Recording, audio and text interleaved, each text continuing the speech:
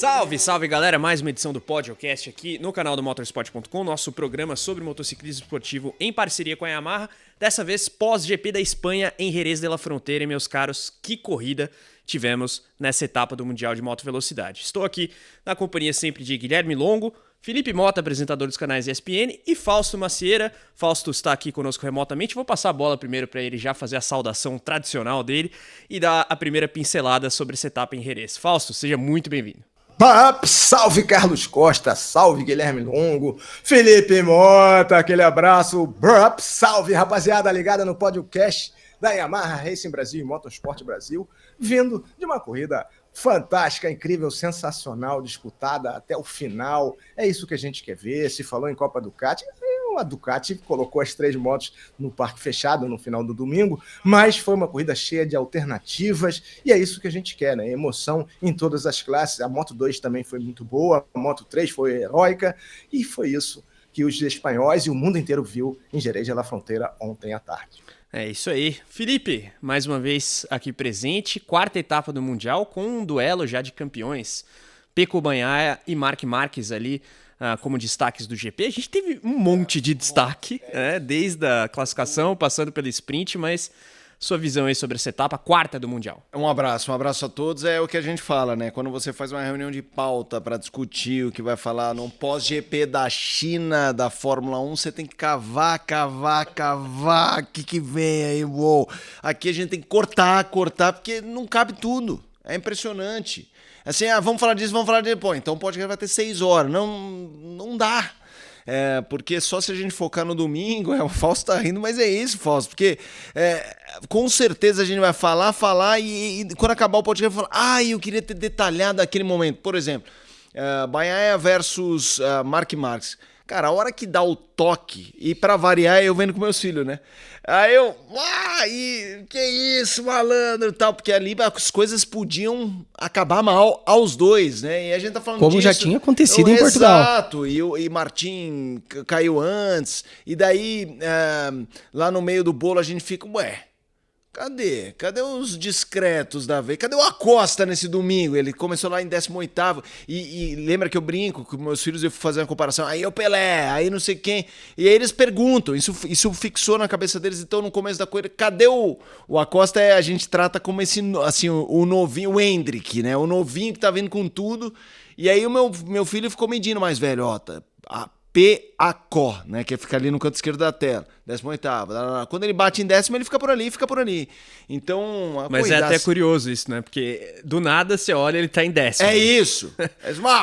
Não, foi demais, cara. Foi demais. E essa coisa de ser na Espanha, quando o som, a gente tá vendo na ESPN, no Star Plus, o Fausto, o Hamilton, ontem o Edgar, grande Edgar, você ouve a galera, né? Quando o Marques vence, você ouve... Cara, isso é demais, cara. Você vê uma arena, é uma arena. Foi demais, vamos lá. Pole position de Marc Marquez, foi protagonista da corrida sprint, total, embora com queda, e brigou pela vitória até a bandeira quadriculada na prova principal, né, Gui? Primeiro, né, salve pra galera que tá acompanhando aí mais uma edição do podcast. O próprio Marques falou, né, que esse é o começo de uma nova vida dele, falou que é um dos pódios mais importantes da carreira dele. E o que o Felipe falou sobre a questão das pautas, né, de discussão é realmente muito notável, porque tem um ponto que perpassa tudo que aconteceu no fim de semana e que eu acho que mesmo lá não foi muito discutido, que é a questão da pista. A gente teve uma sprint caótica no sábado, a gente teve uma corrida complicada no domingo, muito pelas condições de pista. A pista tava ruim, horrível. A pizza não sei. A pizza não. Talvez na comemoração, né, depois da vitória, tava melhor. Mas as condições da pista de Jerez estavam horrorosas e isso também contribuiu muito pro que a gente viu no fim de semana. A gente tá falando de uma sprint de, 12 voltas, 13 voltas com 15 quedas. É muita coisa para uma corrida de curta duração e é algo que a MotoGP tem que pensar aí pro futuro. Vamos lembrar que a Dorna já falava, né, de fazer um rodízio entre as pistas as pistas espanholas e portuguesas, né, Portimão no caso. Talvez seja questão de Jerez tirar um aninho fora para dar uma reformada aí. Fausto, eu queria um pouco da sua visão sobre esse tópico, porque de fato ao longo do fim de semana o número de quedas foi expressivo. E a pista, as condições, né, especialmente no sábado com a sprint, ela foi protagonista também na briga pelo título, tendo em vista o que aconteceu com o Marques, com o próprio Bagnaia na sprint. O Martin acabou fazendo o inverso ali, né? Foi bem na sprint e acabou caindo na corrida principal, mas... Que é o que condiz mais com o personagem dele. De fato, isso tudo acaba impactando a tabela e a situação da Ducati como um todo, mas Fausto, sua visão aí sobre Jerez. Pois é, assim, como o Felipe disse, a gente teria aí, para esgotar esse assunto não tem como, né? Mas foram muitos temas importantes e o principal foi a pista, porque a segurança dos pilotos é fundamental, né? Uma moto chega a quase 400 km por hora, chega a 366, então a pista, além do asfalto estar remendado, ela tem lugares que mina a água, tem um aclive lá, um declive no caso do terreno, que acaba causando esse fenômeno que não pode ser fenômeno, né? Numa estrada comum já é uma situação perigosa, muito mais numa pista que tem a tradição, que tem desde a fronteira 300 mil pessoas, 296 mil pessoas assistindo, e muitos acidentes gratuitos. O próprio Marc Marques falou, ó, pensei em maneirar e maneirei na curva 13 em todas as voltas, porque ele caiu, vários outros pilotos caíram nessa curva, e o Marques vem de tombos sucessivos, né? E caiu no sábado quando liderava, caiu nos Estados Unidos quando liderava, então ele falou, ó, vou evitar. Mas o Marques moderado, a gente viu que é uma moderação assim para espanhol ver, né? Para o público, né? Porque dentro da pista o pega foi fenomenal e todo esse problema da pista foi superado. Tem que sair. A lista de tombos ainda não saiu, foram tantos tombos, né? A gente está tendo testes hoje e amanhã em Jerez de la Frontera, nas 3 classes, vamos falar sobre isso no próximo podcast. Eles não divulgaram a lista de tombos, mas já eram 52 no sábado. Então, isso tem que ser tratado com muita seriedade, com muita preocupação, e a gente lamenta que isso aconteça. E também lembra que se fosse na América, especialmente na América do Sul, na América do Norte também aconteceu o estado de pista ruim, nós seríamos certamente crucificados por essa situação. Mas a corrida em si foi maravilhosa, a MotoGP foi espetacular, o Pecco Bagnaia fez a ultrapassagem do ano, né? Na primeira volta ainda, quando ele, da curva 5 para 6, passou 2, né? Passou o Bezzecchi e o Marques subiu para a segunda colocação, largando da segunda fila, se redimindo de um acidente onde ele não teve culpa nenhuma no sábado, a culpa, a meu ver, foi do Binder, que quis passar 2 na curva 1 sem tomada, então, e a comissão, o painel de comissários foi mais uma vez duramente criticado, né? O Zarco falou que o Fred Spencer não é a pessoa certa para isso. Eu acho que isso é um outro aspecto que tem que ser levado mais a sério, né? Tanto a segurança das pistas quanto a conduta dos pilotos tem que ter algum padrão, né? Não pode ser interpretativo, vale para um, não vale para outro, e a gente poderia estabelecer, a gente não, eles, né, que são os organizadores, poderiam estabelecer uma espécie de código de conduta, a meu ver, seria: bateu na moto, cartão amarelo. Bateu no piloto, é volta longa, ou é acréscimo de tempo. Não dá para fazer isso a 300 por hora. Foi uma situação muito de risco. O Marques riu, falou que foi dos velhos tempos, mas é uma situação de extremo perigo. Marques e Bagnaia que se tocaram, né? Teve toque ali no corpo de piloto, mas o Fausto citou o Zarco, que teve um incidente com o Morbidelli, aquele rolo ali do Binder com o Bezzecchi e o Bagnaia, mas agora abordando o Bagnaia, é importante destacar a reação dele depois de uma situação difícil com a sprint, né? E num momento de campeonato em que ele estava mal também, sim, matematicamente, né, Felipe? É o que eu acho incrível e importante. O Fausto sempre bate na tecla no último podcast que a gente gravou todo mundo junto, da mentalidade do Bagnaia. E quando a gente falou do Martin, você até falou Bagnaia style, quando eu tava falando do Martin. Se ele conseguiria fazer corridas Bagnaia style e tal, quase como se definisse a régua, como se o Bagnaia definisse a régua mental do jogo, né? E eu acho que essa corrida mostra um pouco isso. Ele vem de um momento ruim, assim, ruim de matemático, né? Assim, ficando um pouco para trás. O sábado não começa bem e ele vai no domingo, faz uma corrida incrível e que ele foi levado ao limite. Não é que assim, é fácil você ser Bagnaia em style quando você tá sobrando 4, 5 segundos e só precisa administrar. Não, teve de dar 2 trocos no Marques. Isso, 2 trocos. Teve o toque. Teve a ultrapassagem que o Fausto falou na volta 1, que ele estava em quarto e ele pula para segundo. Martin style, talvez. Isso, boa. É essa questão do Bagnaia. Então, assim, ele transformou um limão numa limonada, né? Assim, um contexto que parecia de novo desfavorável. Ó, sábado não foi legal, tá ficando para trás, a coisa tá acontecendo, ele vai lá e sai do domingo grandão. Então, assim, ainda tá atrás, mas sai atrás, num atrás assim, tô vendo, hein? Tá na mesma tela, né? Não preciso de binóculo. Então, eu acho realmente que o grande vencedor do fim de semana, eu acho que alguns podem sair satisfeitos, mas acho que o grande vencedor é o glorioso Pecco Bagnaia. Gui, vale até citar a situação de campeonato e, para além disso, né, a maneira com a qual o Bagnaia reagiu depois do acidente na sprint, se impondo na primeira volta, a manobra que vocês citaram, acho que foi talvez um grande momento de um fim de semana com trocentos grandes momentos. E o Marques encheu o saco até o final, né, Guilherme? Vamos então trazer aqui a situação do campeonato. 3 Ducatis nas 3 primeiras posições, né? Martin tem 92 pontos contra 75 do Bagnaia e o Enea Bastianini, companheiro do Pecco, tem 70. Para fechar o top 5, Pedro Acosta com a KTM está em quarto com 69 e com 63, Maverick Viñales coloca a Aprilia aí para fechar o top 5. Agora, sobre Bagnaia. Pois é, tem 7 pilotos, né? Dá uma lida na sequência aí, depois do Viñales tem Marques e Brad Binder. Tem 7.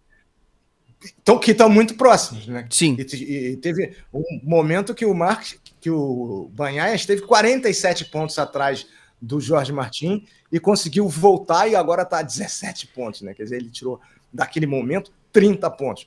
Martin colaborou, errando, né? Mas não era uma curva onde a água estava minando, mas ele deixou para frear muito tarde, também pressionado. Sozinho. Fausto, dá para definir como sozinho? Sim, sim. Erro não forçado, sozinho, total, mas assim, sentindo a presença, né? Ele tinha feito um sábado muito bom e o Bagnaia é muito ruim. E a gente viu um replay de 2023 com um ingrediente fabuloso, né? Mark Marques. Mas sobre a questão do Bagnaia, eu acho que é importante destacar, né? O Bagnaia tá se recuperando, ele tá atrás. Aí a galera vai falar, né? Quem tá assistindo. Mas, 2022 o Bagnaia tirou uma diferença de 90 e poucos pontos. Ele sabe se recuperar no campeonato, mas são duas situações muito diferentes. Em 2022 a gente viu o crescimento da Ducati, que começa a temporada um pé um pouco atrás e evolui muito bem ao longo da temporada, e o Bagnaia sabe tirar proveito disso. Em 2024 não. A gente viu um começo de temporada de um Bagnaia fragilizado ao ver não só o Martin forte, mas o Bastianini forte, o Marques chegando, o Acosta surgindo como uma ameaça que ninguém esperava. Então, o que o Bagnaia está tendo que superar dessa vez não é só uma questão técnica, uma questão de, eu tenho uma moto defasada e o Quartararo está lá na frente entregando resultados. Aqui não, aqui ele de fato está vendo rivais, inimigos, eu acho que até num nível que o Martin não entregou ano passado. O Martin brigou pelo título até o fim, mas eu acho que em termos de ameaça, o Bagnaia tá vendo muito mais uma ameaça à dominância dele esse ano do que no ano passado inteiro. Porque a gente tem o Martin muito bem, o Bastianini, que depois de todos os problemas do ano passado está com uma temporada sólida, o Marques, querendo ou não, ameaça todo o status quo da Ducati, e o Acosta, que é uma incógnita. É o cara que é o novato, tá numa equipe satélite que pode fazer o que bem quiser, que não vai impactar nada para ele, só para os outros. Eu queria explorar um pouco mais o Bagnaia com o Fausto, e acho que a capacidade de reação do Pecco em uma situação adversa, ontem ela ficou demonstrada de maneira clara, mas... E aquele toque, a gente falou do ponto de vista dos comissários, mas o impacto daquilo na briga da Ducati, Fausto, eu fiquei imaginando ali o que se passava pela cabeça do Didi da linha quando houve o toque entre o Marc Marques e o Pecco Bagnaia, Fausto. Pois é, ali foi uma questão de orgulho total, né? Assim, o Marc Marques estava com uma moto nitidamente inferior. Não deram a moto do Bagnaia do ano passado para o Marques, devem ter dado a última moto, provavelmente deram a moto do Zarco, devem ter dado uma moto que ele essa aí, manda essa aí mesmo, para ele se virar. E o Marques mostrou que é uma realidade, né? Deu poeira em todo mundo, fez a pole. Assim, o Bagnaia começou bem o ano, né? O Bagnaia tem 2 vitórias agora, a gente teve uma vitória do Martin, uma do Viñales também. O Viñales foi uma decepção em função da posição de grid. O Viñales largou na 4ª fila e o Marques largou muito bem. E o Bagnaia, e aquele pega ali, é um pega para 2025, é um pega para 2024, porque assim, eu não tenho dúvidas de que o Marques vai ganhar uma etapa, pelo menos até o final dessa temporada, né? Faltam 17 etapas, 34 corridas, mas estamos falando do GP completo, faltam 17. Está muito próximo de ganhar. Caiu quando liderava nos Estados Unidos, tem pistas chegando que favorecem a ele, e o Bagnaia não quer deixar, porque o Bagnaia quer ter quem no ano que vem lá? O Bastianini, né? No máximo o Bastianini, né? Ele não quer nem o Martin, claro que ele não quer o Martin, muito menos o Marc Marques. E o Marques, acho que o Marques joga com a KTM e tal, mas acho que o Marques está mais interessado na Ducati, que é a melhor moto. E ele mostrou com uma moto inferior porra, uma combatividade extrema. O Bagnaia falou, ó, para brigar com o Marques, a gente tem que ser agressivo. Eu fui agressivo desde o início, porque eu sabia que ele tinha uma grande vontade de vencer em casa depois de 917 dias. E agora vamos ver a próxima etapa na França, meio neutro, mas quando chegar a etapa da Itália, né? O Marques vai querer ganhar na Itália, né? Para vingar esse duelo que já está se delineando e a gente sabia que isso ia acontecer, mas não tão cedo. O Marques tem 4 rodadas com essa moto, né? E é uma moto do ano passado, na equipe menos prioritária, então ele compensa isso tudo muito bem. O Bagnaia, a gente no último programa conversou sobre isso, né? Quem é o favorito para o título? É o Bagnaia, continua sendo o Bagnaia depois da semana passada, continua sendo o Bagnaia depois de ontem, porque ele tem a melhor estrutura, a melhor moto e a prioridade fundamental dentro da equipe, né? A moto dele eu acho que estava andando mais do que a do Martin já, né, na 4ª etapa, né, e muito mais do que a do Marques. Então, eu acho que o campeonato teve assim, e o Acosta, só para falar para o Felipe, né, para a família, pô, o Acosta não foi bem porque ele tomou um capote no aquecimento que destruiu a moto, e ainda bem que explodiu a barreira de vento, teve bandeira vermelha, e ele correu com a moto reserva, né? Então ele deu uma abalada porque foi um acidente muito veloz e ele acabou não indo bem na primeira volta, bateu com os arcos, foi para 18º, mas depois voltou, fez um top 10 e é a grande revelação da temporada, né? O Binder largou muito bem, mas cometeu erros, acho que a culpa do acidente foi culpa do Binder e eu acho que essa afobação do Binder, que já é uma coisa meio natural dele, foi agravada pela chegada do Acosta para pressioná-lo por uma vaga. A do Miller eu já nem discuto, né? Do Miller nem discuto. Agora já estou vendo a vaga do Binder na Berlinda, porque se o Marques não quer ir para a KTM, para MV Agusta ou alguma outra coisa parecida, ou Husqvarna, o que for, o Binder fica numa posição difícil, né? Podem rebaixá-lo até para ser eventual equipe Husqvarna ou MV Agusta ou Gasgás, né? E tal. Então a situação é difícil e eu acho que o personagem em relação ao campeonato foi o Bagnaia, chegou a estar 30 pontos atrás e agora está a 17, né? 17 pontos. Mas o personagem fundamental por tudo, pela trajetória, foi o Marc Marques. E cada vez que, eu concordo, cada vez que o Marc Marques passava naquele barrancão, bicho, era um delírio coletivo, e ele foi para a galera, está muito feliz, e vai com tudo para a França, vai com tudo para a Itália, vai com tudo para a Alemanha, vai com tudo para a Holanda, e a gente vai ver uma temporada onde a Ducati continua na frente, mas o campeonato não é de marcas, é de pilotos. E nessa questão tem muita disputa, tem muita variedade, tem muita possibilidade de vencedores diferentes. Tem o Fausto falou do Marques, e é até interessante citar uma questão do fim de semana, porque eu fiquei com a impressão, correndo em casa, o Marques já tinha uma pressão, né? Correndo em casa a primeira vez de Ducati, e ele resolveu jogar mais lenha na fogueira quando na quinta-feira, no dia de mídia, ele fala: minha adaptação à Ducati está concluída. O que isso significa? O que a gente espera do Marques quando ele fala isso? Agora eu vou entregar resultados. E se ele tivesse um fim de semana patético, isso ia cair muito contra ele. Mas ele vai e entrega um grande fim de semana. E eu acho que isso deixa todo mundo ali na Ducati preocupado. Os momentos finais da corrida, a transmissão mostrava o Didi da linha lá no fundo do box da Ducati, ele estava sentado e visivelmente com uma cara de preocupado, de o que eu vou fazer se esse infeliz ganha a corrida? Porque, querendo ou não, o Marques começando a entregar resultados, o Marques começando a fazer pódio atrás de pódio, é inegável o papel dele na briga da vaga da Ducati. E aí é uma briga tripla muito pesada. É um Bastianini que está tentando fazer de tudo para manter a vaga, que tá fazendo, tem um começo de ano sólido, um Martin, que já foi vice-campeão ano passado, que lidera o campeonato agora, e o Marques, um dos maiores de todos os tempos, que só precisa fazer o que sempre faz para se candidatar a essa vaga. Mas há 2 semanas a gente estava debatendo aquela coisa dele talvez estar priorizando eventos, assim, individuais, né, corridas, do que campeonato para ganhar. Você leu o meu pensamento, ele não tem que focar no campeonato? Então, eu acho que agora, né, Fausto, Carlos, Gui, amigos da Velocidade aqui, eu acho que ele já provou que ele é ponteiro. Você entendeu? Ele já tá liderando, já caiu, ganhar é questão de tempo. Eu acho que se ele andar nesse talo que ele tá andando, mas ao mesmo tempo entender o momento que não precisa passar no gargalo para se contentar com um eventual terceiro, um segundo, cara, eu não tô falando que ele vai ser campeão, Mas ele pode ficar na frente do Martin. Eu acho que nessa disputa aqui dos nomes citados, Bastianini, Martin, que a gente pode falar, o começo sólido do Bastianini, é incomparável o que ele tá fazendo com o que o Marques tá fazendo. Se a questão é quem tá fazendo mais. É que o Bastianini é conveniente. É óbvio, é que todo mundo tá torcendo, até a Ducati tá torcendo o Bastianini, pelo amor de Deus, faz a sua parte. Tipo o Pérez na Red Bull, quando a gente fala de Fórmula 1. Italiano, né? É isso.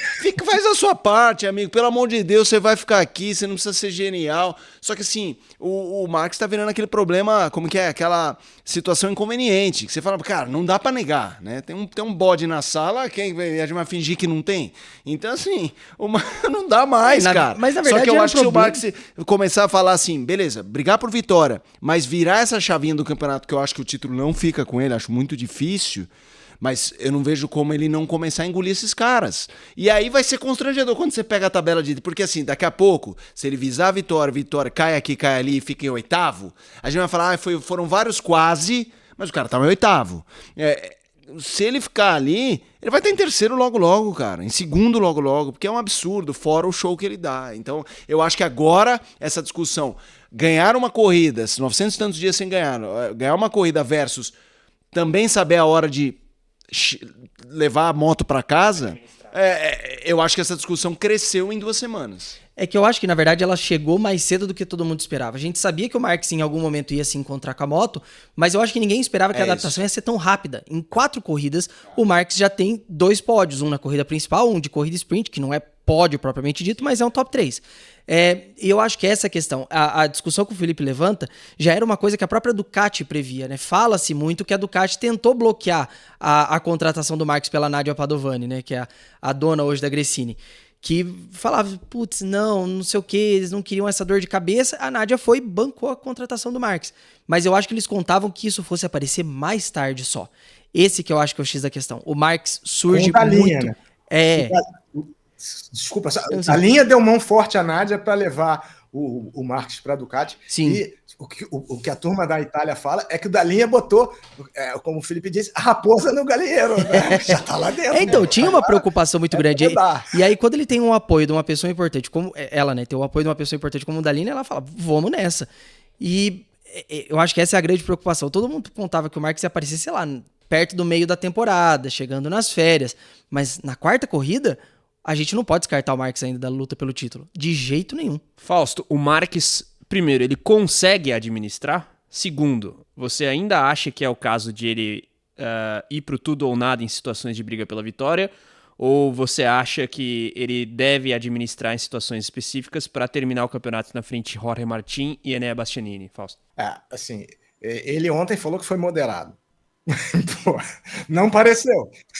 Não pareceu. Ele falou, não, foi moderado, já tinha caído, vem de 3 quedas e tal, e não dei tudo. Pô, acho que ele deu tudo que tinha, e eu acho que entre priorizar uma possibilidade de campeonato e uma vitória, ele vai priorizar a vitória. Né? Então, e porque ele quer se valorizar, ele quer justamente predar o máximo possível no galinheiro da Ducati, para depois, no final do ano, ver quem dá mais. Acho que ele vai fazer um leilão no final do ano, e a própria Honda entraria nesse leilão, né? A Honda que foi muito mal, né? Mais uma vez, a moto laboratório que eles levaram nem apareceu na imagem. Eu queria falar da moto da Honda, mas o Bradley andou tão atrás que não apareceu na imagem, e eu acho que o Marc Marques está ali para se fazer notar, e não tem melhor maneira de se fazer notar do que vencer uma corrida. Eu acho que ele chegar no pódio, fazer top 5 para pensar no fim do ano, ele vai pensar muito imediatistamente na vitória a qualquer preço, ainda que moderado, e a pancada que o Pecco deu nele foi no braço torto, né, que ele mostrou, foi no braço torto, e ele, assim, ele disse que desgastou os pneus, ele ficou um tempo para diminuir a calibragem dos pneus, que foi outro problema que interferiu no resultado de sábado, que é outro problema que os pilotos têm que girar, né? Que tem que lidar, além daquela porção de controles e botões e rebaixamento e dispositivos, eles têm que lidar com essa calibragem mínima entre 26 e 29, e a Ducati tem um dispositivo que conta o tempo que você ficou na calibragem mínima e depois te libera para acelerar. E não funcionou no sábado, né? Porque o Fábio de Gianantonio foi punido, foi um dos punidos, né? Então, acho que a Ducati 2023 tem uma desvantagem técnica para 2024, e acho que ainda que a cronometragem, a telemetria esteja aberta para os 8 pilotos da Ducati, dificilmente eles vão conseguir fazer alguns setores como o Marques faz, como ele fez o 4º setor setor na sexta-feira, ele foi quase um décimo mais rápido no quarto setor. Então, isso não é a moto, né? Pelo contrário, é muito o piloto. E eu acho que é isso que ele quer, mostrar que o piloto faz a diferença, mais ou menos o que o Rossi fez quando deixou a Honda, que o comparou a uma lâmpada, né? Que eles disseram que a energia era deles e a lâmpada era o piloto. Ele comprovou, depois que saiu da Honda, que o piloto é muito mais do que uma lâmpada, né? Talvez a lâmpada seja a moto. E isso é muito difícil na velocidade, no motocross é menos difícil. Mas eu acho que o Marc Marques quer provar isso. Sabe? Ele não, pode até, se surgir uma chance, pensar no campeonato, mas só no segundo semestre. Antes disso, ele quer ganhar, e eu acho que ele vai ganhar. E olha, olhando para o campeonato, né, eu falei da classificação até o top 5, o Marques é o sexto com 60 pontos. O Bastianini, que é o terceiro, tem 70. Então, já até numa próxima etapa, né, a próxima etapa é o GP da França, o Marques pode chegar ali, passar o Bastianini e até assumir uma terceira posição, dependendo do resultado. É uma evolução absurda. E eu acho que tem Se ele ganhar tudo, ele empata. Se ele ganhar tudo, ele empata. O que eu acho Na que França. tem um componente também pro Marques, nessa coisa de tentar a vitória, que é o efeito colateral. Eu não acho que isso é prioritário, mas acho que ele, no fundo, sabe que quando ele tá disputando com o Bagnaia, com o Martin, com o Bastianini, seja com quem for, são esses duelos diretos também, em que cada um que ele vença, ele entre... Porque no caso dele, tendo a moto defasada e todo mundo sabendo... vocês vão entender. É constrangedor sem ser, mas assim, no fundo quando ele ganhar com uma moto defasada de qualquer um desses, ele tá constrangendo o cara. A gente tá falando de super atletas, a gente tá falando de super campeões, os caras que desde pequenininho crescem num aquário de tubarão, um querendo jantar o outro. Então, e ao mesmo tempo, eu acho que ele também sabe que cada batalha que ele vencer, ele tá ganhando individualmente qualquer um desses, e ele interfere no campeonato quando ele disputa com um desses e um desses erra, um desses cai. Então, assim, eu acho que ele sabe que talvez ele não vai ganhar, mas que ele é fundamental também na disputa dos outros. Então, eu acho que isso faz com que seja muito difícil ele ter essa coisa do... não, esse terceirinho tá legal, eu vou chegar em terceiro. Ele vai pra cima sabendo que qualquer vitória que ele tenha é um carimbo na testa do cara, o malandro. Eu tô aqui, como diz o Fausto, com o braço torto, com a moto velha e te entubando. Então eu acho que isso pra ele é maior do que qualquer coisa nesse momento, já que lutar pelo campeonato, embora seja uma possibilidade, é algo um pouquinho mais distante. Imagina se ele ganha, bicho. Imagina se ele ganha. Ele teve para ganhar do bicampeão do mundo com a moto do ano, bateu carenagem, foi 2 trocas de posição. Ainda bem que o Bagnaia reagiu imediatamente, porque se deixa firmar e passar no barrancão, pô, ia ser um delírio coletivo, ia ser até mais difícil para ele buscar. Eu acho que o Marc Marques quer realmente brilhar, e eu acho que a médio prazo, o médio prazo dele não é o campeonato de 2024, é bater as marcas do Valentino Rossi. Ele tem 31, vai fazer 32 em fevereiro do ano que vem, em 2026 vai ter 33. O Valentino correu até 41 anos, né? Então, ele pensa nisso, eu quero me armar com as melhores armas de Jorge, né? Para ganhar, do Jorge é 2024, inclusive, né? Para ganhar o campeonato de 2025. Se eu ganhar em 2024 vai ser uma maravilha, mas eu acho que ele não está muito ligado nisso, porque ele não precisa de grana, ele não precisa de nada, ele quer o desafio de bater o Valentino Rossi, né? Então, acho que o médio prazo dele é chegar a 10 títulos mundiais e parar. Acho que é isso. Presumo, especulo, mas é bacana esse desafio. Pois é, faltam 2 e assim, e o horizonte é grande. Por exemplo, se vocês fossem... eu fiz essa pergunta ontem lá na live, que acabou a corrida, eu faço uma live de 1 hora, aqui 1h30, 2, né? Falando, conversando, trocando ideias. E assim, se você fosse o Didi da linha, ou o Tardosi, mas é especialmente o da linha que decide, quem você levaria para 2025 na equipe do Ducati?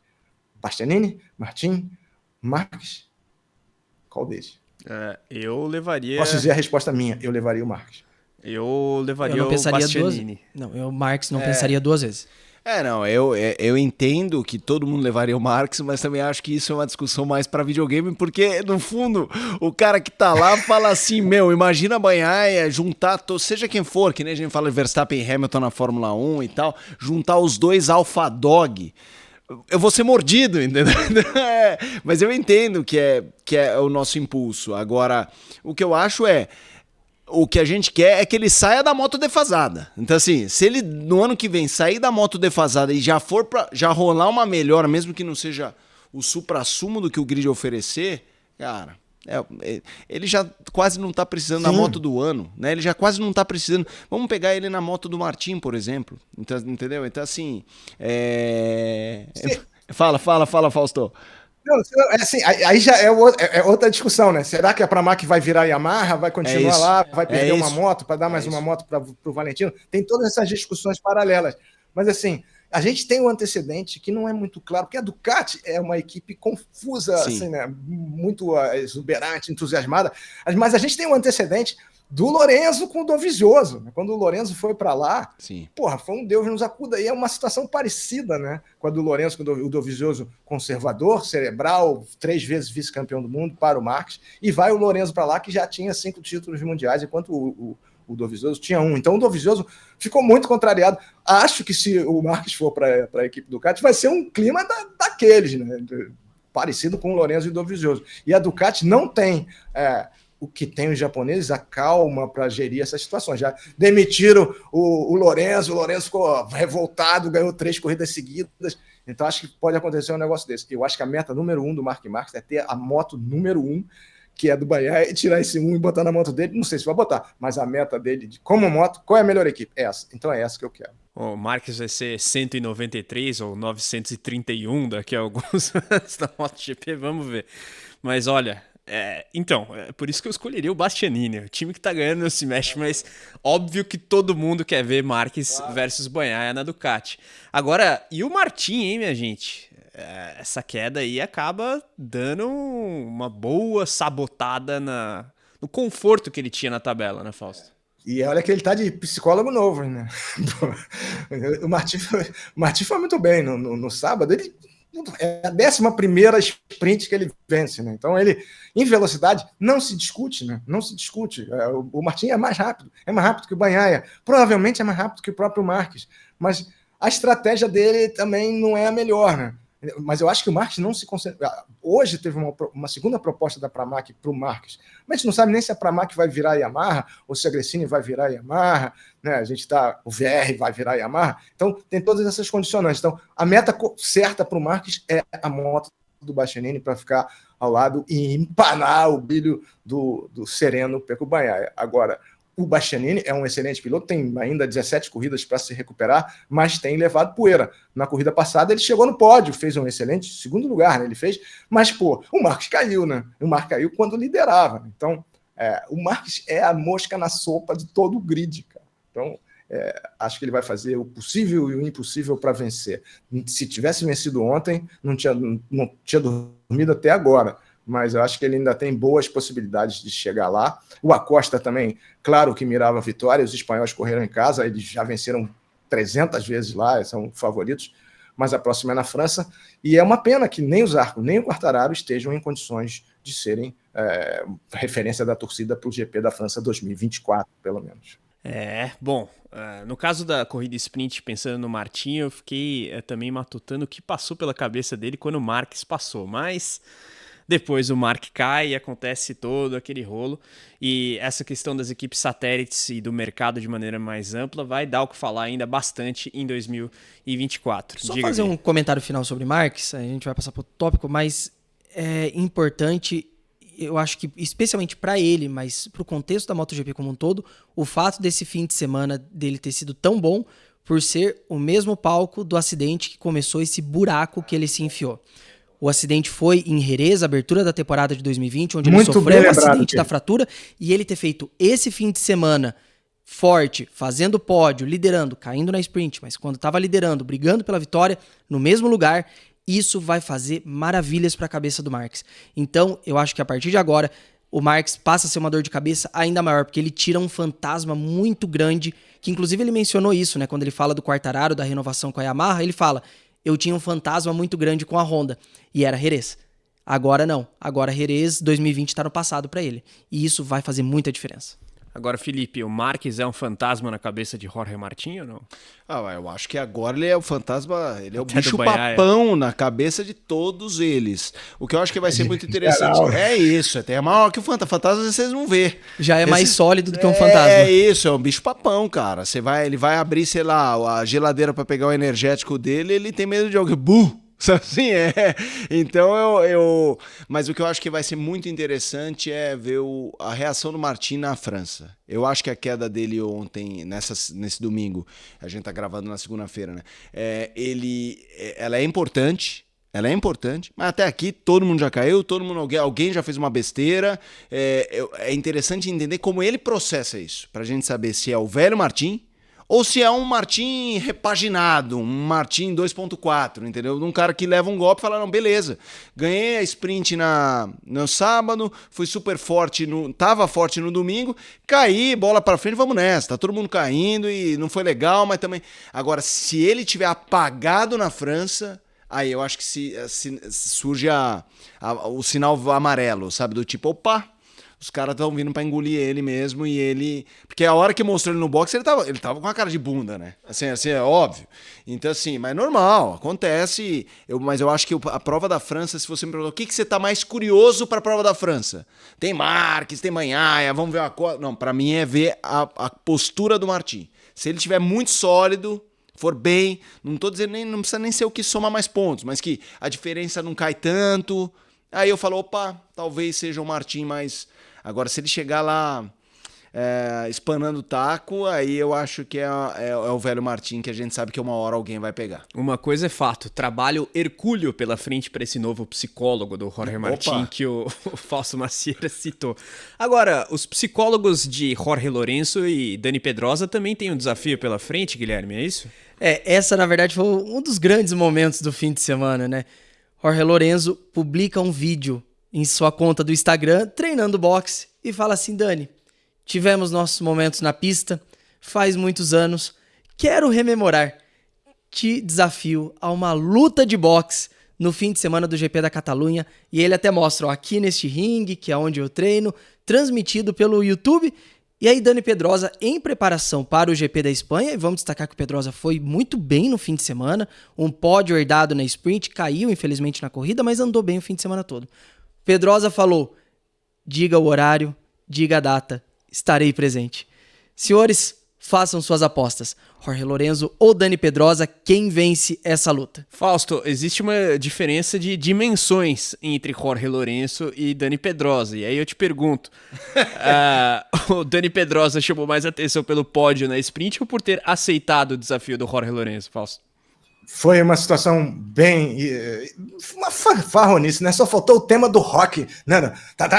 E o Lourenço lá, pá, pá, pum, e chamando o Pedrosa pra briga, né? É uma coisa doida, desnecessária, mas assim, tudo pela ribalta, né? O Lourenço já foi cantor mascarado, já foi apresentador, agora tá com o programa lá, é o guru, é o vidente da MotoGP. Então, assim, ele não precisa disso, é milionário. O Lourenço tem episódios na carreira muito rocambolescos e esse é mais um. Eu gostei do Pedrosa ter aceitado. Eles brigaram na pista, o Lourenço foi suspenso porque derrubou o Pedrosa quando eles corriam na 250. O rei da Espanha forçou um aperto de mão entre eles, um aperto de mão gelado lá e batiam na pista muito mais por culpa do Lourenço do que pelo Pedrosa, porque o Pedrosa é super correto nas suas corridas, nas suas competições, sempre foi, muitas vezes levou a pior por causa disso, mas foi engraçado o que o Acosta falou na coletiva sobre esse episódio, que despertou gargalhadas no mundo inteiro. E ele falou assim, eu acho que perguntaram, né, quem que vai ganhar? Ele falou assim, eu acho que o Pedrosa tem chance de ganhar, porque ele vai bater de pertinho, né, com ele pequenininho, e ele vai ficar rodando, e o Lourenço não está na melhor forma física. Então ele fez uma ironia, né, uma situação bem engraçada, e a outra ironia foi o que perguntaram para eles logo depois, com quem você gostaria de brigar? E aí o Pedrosa, o Acosta saiu meio pela tangente, mas eu gostei da resposta do Bagnaia, que falou assim, eu queria, se eu tivesse, não gosto de brigar, eu enfrentaria ou menor ou maior, porque aí decidia no primeiro soco, né? Pum, acabou, que pode acontecer. Não sei se vai acontecer essa briga, é uma promoção entre eles, mas foi bom. E o Pedrosa ter recuperado, o gesto bacana foi do Quartararo, né? pegando a medalha e dedicando ao Pedrosa. O Quartararo foi um dos punidos pela calibragem incorreta, e ele deu a medalha para o Pedrosa com uma dedicatória, aproveite e tal. E o Pedrosa, e a KTM fez um pódio só para o Pedrosa estourar o champanhe. Foi muito bacana esse fim de semana, sobre vários aspectos, entre eles a presença do Dani Pedrosa, que está lá testando hoje. A Yamaha está com uma moto totalmente nova. A gente vai saber disso ao longo da semana, como é que eles vão testar, mas tem uma notícia muito boa, e é uma notícia que a gente aqui no podcast já falou algumas vezes. O Meregali falou que a Yamaha vai testar antes do GP da Itália. Ou seja, eles vão testar para uma pista que ainda não chegou, que é o que eles têm que fazer, eles e a Honda. Não adianta testar agora em Jerez. Esse é um teste do IRTA, tal, é um teste oficial. Mas o teste particular, se eles podem fazer, tem que fazer antes da Índia, antes da Tailândia, antes da Holanda, nas pistas onde as corridas ainda vão acontecer. Eles estão dando um passo na direção certa, na minha opinião. Boa. Felipe, esse ponto que o Fausto mencionou agorinha do pódio do Quartararo, que foi transferido ao Pedrosa pela punição, é importante também. A gente, óbvio, ficou muito na expectativa com relação ao Pedrosa por todo o rolo. Exato, ele inclusive o Lorenzo, mas a Yamaha conseguindo fisgar um pódio na sprint, depois teve a punição. Tudo bem, foi uma corrida caótica, mas o Quartararo mostrou que tá ali quando puder, né? Eu acho que o contexto atual dos times que não são protagonistas para a vitória, e pegando como um exemplo claro as gigantes, Yamaha e Honda, que vivem um momento mais difícil, qualquer lampejo tem que ser não celebrado como título porque o tamanho dessas marcas é outro, mas como luz no fim do túnel. Qualquer lampejo é esperança de dias melhores, de transformar em resultados. Então, assim, eu acho que tinha que comemorar mesmo. Eu acho que tinha que fazer a festa que fez, até pelo personagem envolvido, o Pedrosa, né? Que chegou lá no olho do furacão, quando vocês mandaram no zap lá o desafio do Lourenço. Eu falei, isso é sério? Sabe quando você precisa rever umas 10 vezes para não saber? Porque é o que disse o Fausto sobre episódios rocambolescos, né? Cabia, ele citou a trilha do rock, mas cabia a trilha dos Trapalhões também, sabe? Entra o Didi Mocó, sabe? Vamos nessa! Pô, porque você fala, o que é isso? Agora, se chamaram, que vão lá e se resolvam, entendeu?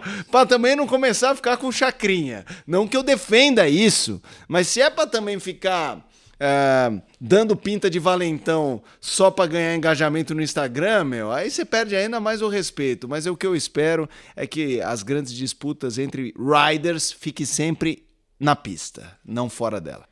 Só deixando aí o serviço para todo mundo, GP da Catalunha, que é quando o Lorenzo falou que vai ser a luta, tá marcado para 26 de maio, então pouco menos de um mês. A gente deve esperar essa luta aí a partir de, quinta-feira do dia de mídia. Então, entre 23 e 26 de maio vai acontecer essa luta. Fiquem de olho. Esperamos. Fausto, pra gente não passar batido, tivemos Moto2 e Moto3 também, como de praxe, em Jerez de la Fronteira. Não foi o melhor dos fins de semana para o Brasil com o Diogo Moreira, mas queria que você trouxesse aí as principais pinceladas das classes suporte. Bom, a Moto2 foi excelente, né? Assim, o Diogo, enquanto esteve na pista, andou entre os melhores. Foi mais uma vítima da mina d'água, que, porra, é inaceitável, né? Não dá para aceitar uma situação dessa. Caiu na curva 13, vários pilotos caíram na curva 13, mas enquanto ele esteve na pista, primeiro, fez o 5º melhor tempo, foi pro Q2, melhor posição de grid da carreira, nessa que é a 4ª corrida dele, cara. Se o Marques tem um desafio, o Marcos é extremamente experiente. O nosso Diogo Moreira, não saiu de uma 250 para uma 765 com muito mais eletrônica embarcada, com muito mais coisas para tomar conta, e tá indo muito bem. A gente fala, ele podia estar na Bosco Escuro, podia, mas não está, não adiantava. Vidente é o Lorenzo, acha que é, e ele andou muito bem até cair. E mais, eu acho que ele ganhou uma confiança imensa para o próximo GP, que é na França, onde ele anda bem, a Catalunha ele conhece como poucos, então fez uma grande atuação. A vitória foi do Fermin Alder, Bosco Escuro ganhando, acho que 8 etapas seguidas, 8 seguidas não, 8 em 9 ou 7 em 8, ganhando todas com o Fermin Alder, que enfim voltou a vencer. Venceu na frente do seu público, foi muito bom para ele, mas o Joe Roberts andou muito bem, chegou em segundo novamente e assumiu a liderança do campeonato, o que também é bom para o campeonato, porque tem toda essa macro operação da Liberty Media, ele é norte-americano, está cotado para a MotoGP no ano que vem, então um norte-americano não liderava desde 2006, já vão aí que 17, 18 anos, né? que um norte-americano não liderava uma categoria do Campeonato Mundial. Parabéns ao Joe Roberts, parabéns ao Fermin Aldeguer e também parabéns ao Diogo Moreira, que enquanto esteve na pista fez um excelente papel e aprendeu certamente muita coisa já para a próxima etapa. Bem, dando continuidade aqui, vamos sair um pouquinho do mundo da MotoGP para falar de outras categorias. Teve uma notícia bem triste esse fim de semana não, foi ainda durante a semana passada. A Kawasaki anunciou a sua saída do Mundial de Superbike no fim dessa temporada, vai encerrar, né, o envolvimento oficial com uma equipe própria, vai continuar mantendo uma presença através da Bimota, que volta para a categoria, vai fornecer motores para essa equipe italiana, inclusive com transferência de alguns funcionários diretos da marca para a equipe. Fausto, o que você tem a dizer dessa saída da Kawasaki aí no momento que a gente até considerava que eles poderiam fazer o caminho oposto, né? Entrar na MotoGP no futuro? É um assunto triste esse, né, da saída da Kawasaki, né? Eu só queria fechar sobre a Moto3, que também teve uma corrida muito boa, a vitória do Colin Weier da Holanda, né, colocando 2 hinos entre 3, foram de países estrangeiros lá em Valência, em Jerez, o reduto dos espanhóis, e a vitória foi do Colin Weier, mas a atuação heróica foi de um local, foi do Daniel Gado, que chegou na 7ª colocação com 2 fraturas no pé direito depois de um acidente no sábado. Parabéns para ele, que mantém a liderança do campeonato. O Davi Alonso da Colômbia caiu, ficou lá para trás, mas ainda está na briga. Os campeonatos das classes de acesso muito disputados, as 3 classes muito disputadas. E a Superbike muito disputada também, com a BMW surgindo, com o Toprak andando forte e tudo mais. E eu lamento profundamente a retirada das pistas da Kawasaki, porque ela vai ser fornecedora de motores para a Bimota, vai ajudar tecnologicamente, mas a Bimota, assim não dá para comparar, né? É muito menor do que a Kawasaki, que é uma empresa enorme, que tem um conglomerado que fabrica de tudo, de aviões, submarino, aeroporto, tem mais de 300 empresas, inventores da moto aquática, que não pode falar o nome, senão eles processam, né? Então, lamento demais a saída da Kawasaki, mas até o fim do ano eu espero que eles façam, pelo menos que nem a Suzuki, que façam cantos de cisne nas etapas restantes, mas é muito triste a retirada das pistas de uma marca forte, de uma marca colossal, de uma empresa colossal como é a Kawasaki do Japão. Mas, como o Fausto bem citou, quem sabe aí cantos do cisne por parte da Kawasaki. Na MotoGP a gente viu a Suzuki fazendo isso muito bem. Agora, Fausto, Felipe, amigos, Guilherme Longo traz informações sobre motovelocidade no Brasil. Tivemos Moto 1000 GP em Goiânia, é isso, né? É isso aí, minha gente. Etapa de abertura da Moto 1000 GP lá em Goiânia. 2 corridas bastante movimentadas no sábado e no domingo, desculpa. Vamos trazer aqui os vencedores, então, das classes. Na corrida 1 do sábado, GP 1000, vitória do Thelmana. Na 1000 Evo, Júlio Fortunato. Na 1000 Light, Eduardo Marques. E na 1000 Master, Pedro Lins. Corrida 2 do domingo, GP 1000, vitória de Ramiro Gandola. Na Evo, Júlio Fortunato. Na Light, Diego Willey. E na Master, Pedro Lins. Então, Júlio Fortunato e Pedro Lins aí fazendo as dobradinhas do fim de semana. E na classe principal, GP 1000, Thelmana e Ramiro Gandola levando aí nesse fim de semana.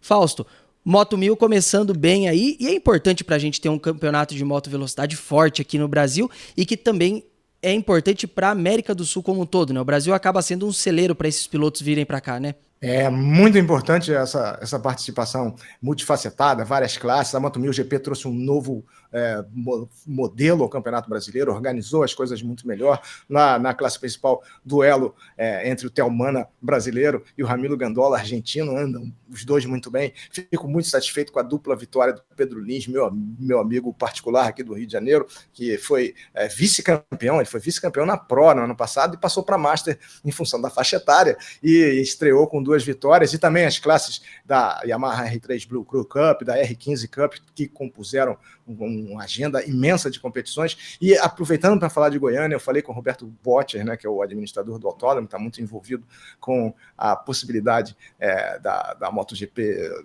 ou a Superbike, mas especialmente a MotoGP voltar ao Brasil, e ele falou, olha, assim, o que eu posso dizer é que as negociações estão avançando.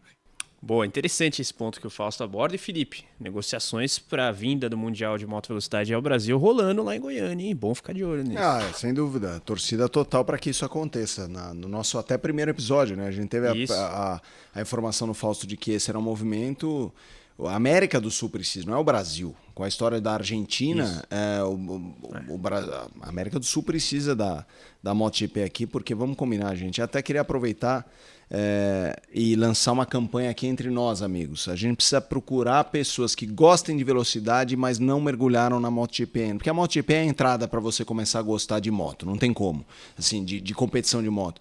E ontem eu fui no aniversário de um filhinho de um amigo meu, o cara louco por carro, louco, ó, vê Fórmula 1, vê Stock, vê Porsche Cup, vê turismo nacional. Pô, então a moto... Ouve o podcast do Motorsport sempre. Porque o podcast... nunca ouvi. Bom, moto nunca me pegou. Falei, cara, então não te pegou porque você não viu nenhuma. Assim, basta ver uma. Se o cara assiste o GP Tô da até Espanha... mandando um abraço, Ed. Grande abraço. A partir da próxima, porque o aniversário foi um pouquinho depois da corrida de ontem em Jerez. Eu vi no Star Plus atrasado, vi depois. Eu estou falando isso, cara, porque a gente precisa formar mais gente. E é muito fácil. É difícil você formar com um evento ruim, que você tem que contar a historinha. Mas tipo, você não precisa contar história nenhuma. Você só fala assim, senta aqui, play. Acabou. E assim, ontem eu fui assistir a corrida perto da hora dos meus filhos dormirem. Aí, quero ver. Eu, tô criando 2 monstros. Aí começamos a ver. Quando o Martin caiu, eu falei, gente, agora a gente termina amanhã. Não pararam, cara. E hoje em dia, criança de 5, 6, 10 anos não vê nada, não consegue ver um jogo de futebol inteiro, porque é tudo tão rápido por causa de TikTok, de Instagram. E os meus nem são muito assim, mas eles não conseguem ver. E viram. Então acho que a campanha tá lançada. Fausto, Carlos, Guilherme, tragam alguém, você que tá assistindo. Pega um cara que, se o cara não gosta de corrida, se a mulher não gosta de velocidade, aí não dá. Até dá, mas começa com quem já tem a mosquinha da velocidade. Alguém que tem um carro, o cara que curte carro, cara que mexe no carro. Pô, já viu um MotoGP? Traz um. Porque daí esse vai trazer outro, essa comunidade que era esse cara. Não dá pra perder, cara. É muito animal essa competição, é incomparável a qualquer uma que tem. Eu tô meio surtado, porque vocês sabem que eu nem sou. Porque o Fausto falar isso, vai todo mundo falar assim, também? É o Fausto. O cara maior louco de moto que tem no mundo. Eu não, cara. Eu sempre gostei mais de corrida de carro do que de moto. E assim, você hoje não tem como perder uma de moto. E cara, tem outras que você tem que fazer uma força. Tem. Fala, opa, virou tarefa profissional. Você fala, não, deixa eu ver, eu tenho que ver isso porque é meu trabalho. Moto não é, cara. Então a campanha tá lançada. Guilherme, acorda aí. Traz um que gosta de carro pra acompanhar a moto que não sai nunca mais. Ô Ed, próxima corrida na França, hein? Quero ver. Se não assistir, chumbo nele! É isso aí. Ô Ed, vê a reprise! isso. Ed! Vê a reprise, rapaz. Tá lá no Star Plus, vê a reprise. Tá aí na programação. Vê a reprise. Quem não viu a corrida de domingo, de ontem, da Espanha, vejam a reprise, porque vocês não vão se esquecer jamais e verão as próximas, muito provavelmente. Eu também vi a reprise. Eu assisti só a corrida principal no primeiro momento, e eu falei, cara, eu vou ter que ver a sprint também. É isso. Aí eu fiquei uma sequência. O negócio é viciante. Fausto, sempre um prazer tê-lo conosco. Vou dar a deixa aí para sua despedida já tradicional aqui no podcast. E que corrida tivemos na Espanha, que expectativa temos para a França também. Fausto, valeu, um abraço.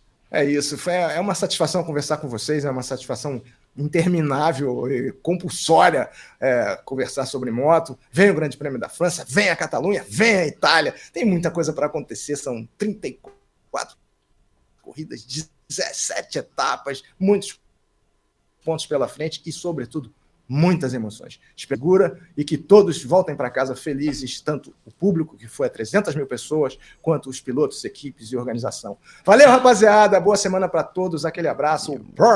Acelera, Brasil. É isso aí. Bom ponto citado pelo Fausto. Recorde de público nesse fim de semana no GP da Espanha em Jerez. Quase 300 mil pessoas. Felipe, continue engajando os vossos pequeninos. Martim caiu, bora dormir. Não vou, papai! Não, ferrou, viram até a bandeirada.